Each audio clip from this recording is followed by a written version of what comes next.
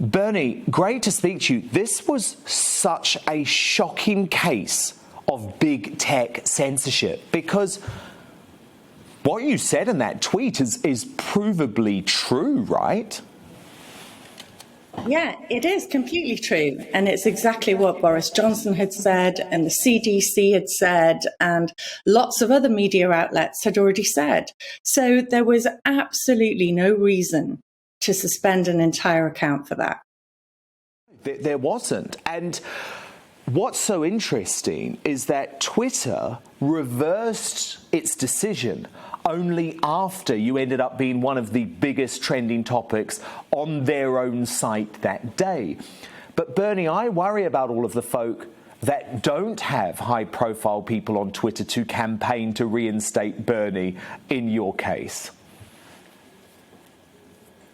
And that's a really big problem, because there are millions and millions of people all over the country that have the same opinion I do.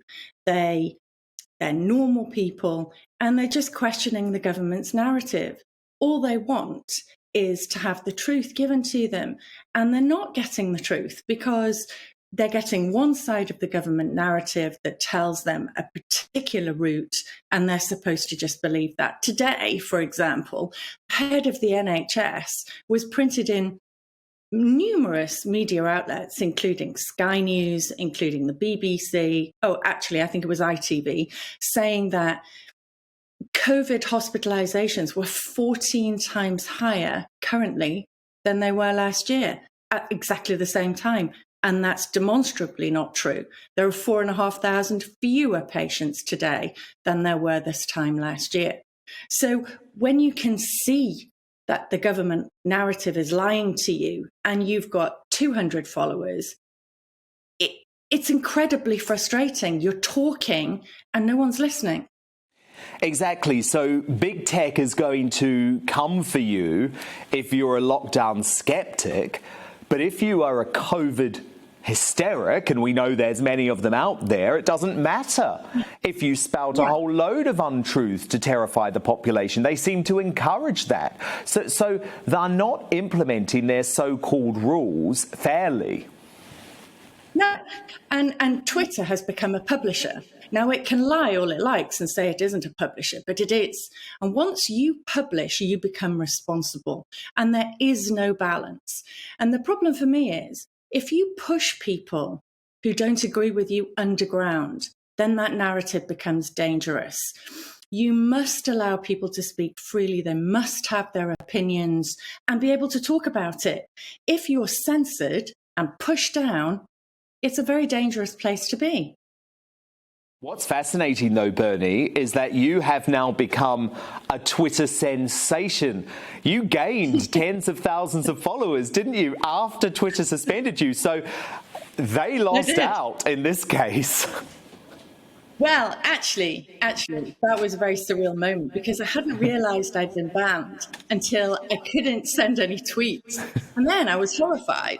And I looked at my email and it said I had been suspended and hadn't even sworn, hadn't even had a swear word.